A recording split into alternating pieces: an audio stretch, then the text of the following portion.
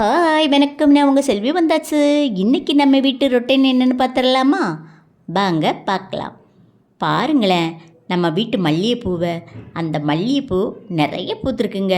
நான் தூத்து தெளித்து கோலம் போட்டுட்டு என் பொண்ணுக்கு சாப்பாடெல்லாம் செஞ்சு முடிச்சுட்டு அவளுக்கு டிஃபன் பாக்ஸில் வச்சுட்டு இந்த மல்லிகைப்பூவை பறிக்கிறது தான் என்னோடய வேலை. ஏன்னா அவள் ஸ்கூலுக்கு போகும்போது கண்டிப்பாக நான் பொறுத்து தலையில் வச்சு விடுவேன். அவள் வச்சுட்டு போவாள். இப்போ நம்ம பூ வந்து எப்படி பார்த்தாலும் ஒரு 50 பூ பூத்துருதுங்க.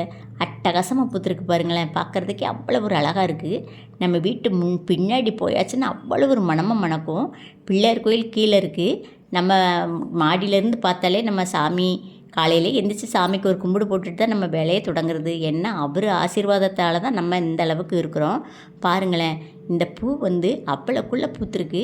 அதில் எனக்கு வந்து ரொம்ப ரொம்ப பிடிச்ச பூ என்ன பூவுன்னா பிச்சி பூ தாங்க. பிச்சி பூ கொடி தான் நான் நிறைய வைக்கணும்னு ஆசைப்படுவேன். வாங்கி வைக்கிறதெல்லாம் வாடி வாடி போயிடுது. அதனால் இந்த பாருங்களேன், கீழே ஒரு மல்லிகைப்பூ செடி இருக்குது. அந்த மல்லிகைப்பூ வந்து அடுக்கு மல்லி. அந்த அடுக்கு மல்லியை நான் அந்த சட்டியில் தான் வச்சுருக்கேன்.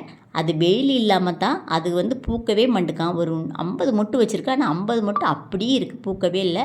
எங்கள் அக்கா வந்து சத்தம் போட்டாங்க, இதை எண்ணெயில் வைக்கக்கூடாது, வெயிலில் வச்சா தான் மல்லிகைப்பூ பூக்குன்னு. அதனால தூக்கி வெயிலில் வச்சாச்சு. அது இனிமேல் எப்படி பூக்குது அப்படின்னு உங்களுக்கு நான் கண்டிப்பாக காமிப்பேன். அதுக்குள்ளே நம்ம குட்டீஸை பாருங்களேன். நம்ம குட்டீஸை இன்றைக்கி காலையிலே சரி ஒரு ரவுண்டு அவுத்து விட்டுருமே அப்படின்னு அவுத்து விட்டாச்சு. அவங்க என்னடான்னா என்னையவே நடமாட விட மாட்டேங்கிறாங்க. அம்மா என்ன வச்சுருக்க எனக்கு தா அப்படின்னு கேட்குற மாதிரி. பாருங்கள் அவங்க எவ்வளோ கொஞ்சிக்கிட்டு இருக்காங்கன்னு. அம்மாக்காரி வந்து அதை விளையாட்டு பார்த்துக்கிட்டு இருக்கா. அம்மாக்காரியும் பிள்ளையும் பண்ணுற அட்டகாசம் தாங்க முடியல. அன்றைக்கி கருவாடு நிறைய வாங்கி வச்சுருந்தேன். அந்த கருவாடை பூரா தின்னு அதை திங்கிறது இல்லை, அது கடிச்சு கடிச்சு அவ்வளோத்தையும் வீணாக்கிருச்சு.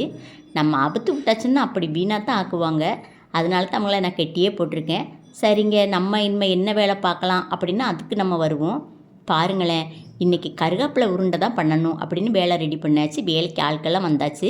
அதில் முக்கியமான வேலையே எங்கள் அக்கா கையில் ஒப்படைச்சாச்சு. அவங்க தான் இதுக்கு இந்த வேலைகளை ஒரு பொறுப்பாக செய்வாங்க அப்படின்னு. நம்ம ஒரு 10 பேர் வேலை பார்க்குறோம். தினம் காலையிலேருந்து ஒரு மத்தியானம் வரை ஒரு 10 பேர் வேலை பார்க்குறோம். நம்மளுக்கு இந்த வேலைகளை அவங்க சுபமாக முடித்து தந்துட்டு போகிறாங்க. அது வரைக்கும் ரொம்ப ரொம்ப நன்றி.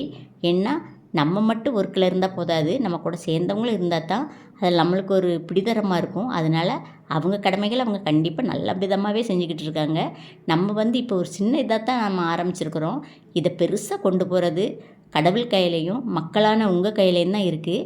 ஏன்னா இது சின்ன பிராஞ்சு தான். இதை பெரிய பிராஞ்சை ஆக்கிறதுக்கு நீங்களும் ஒரு முக்கிய காரணமாக இருப்பீங்க அப்படின்னு நான் நம்புகிறேன். கருவேப்பிலை வந்து அவ்வளோக்குள்ள உடம்புக்கு நல்லது. சின்னவங்கள்லேருந்து பெரியவங்க வரை அவங்க சாப்பிடலாம். ஏன்னா உடம்புக்கு அவ்வளோ ஒரு ஆரோக்கியம், அவ்வளோ ஒரு நல்லது. முக்கியமாக பொம்பளைங்களுக்கு ரொம்ப ரொம்ப நல்லது. ஏன்னா கருவேப்பிலைங்கிறது கருவை குறிக்கும். கருவைன்னா கர்ப்பப்பைக்கு ரொம்ப ரொம்ப நல்லதுன்னு சொல்லுவாங்க. இந்த காலத்தில் ஃபோன் இல்லாதவங்க யாருமே கிடையாது. அவங்க ஃபோனில் அடித்தே அவங்க அதை கண்டுபிடிச்சிடுறாங்க.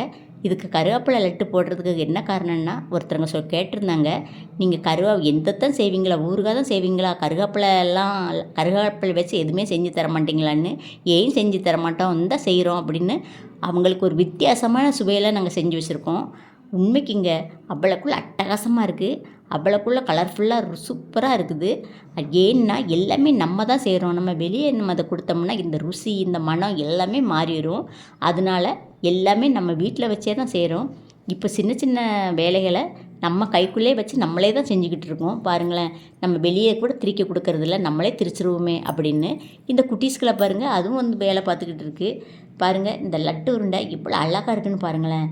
பார்க்குறதுக்கே அவ்வளோ ஒரு அழகாக இருக்குது. இப்படின்னு செஞ்சிடலாமா அப்படிங்கிற மாதிரி இருக்குது. இவ்வளோ ருசியாக இருக்குமா அப்படிங்கிற மாதிரி இருக்குது. இது வந்து அவ்வளோ ஒரு சத்து. இது சுகர்காரங்க, ப்ரெஷர்காரங்க எல்லாருமே திங்கலாம். இது சுகர் இல்லாதவங்க, ப்ரெஷர் இல்லாதவங்க சாப்பிட்டா அவங்களுக்கு வரவே வராது. இந்த வீடியோ பிடிச்சா கண்டிப்பாக நீங்கள் கமெண்டில் சொல்லுங்கள்.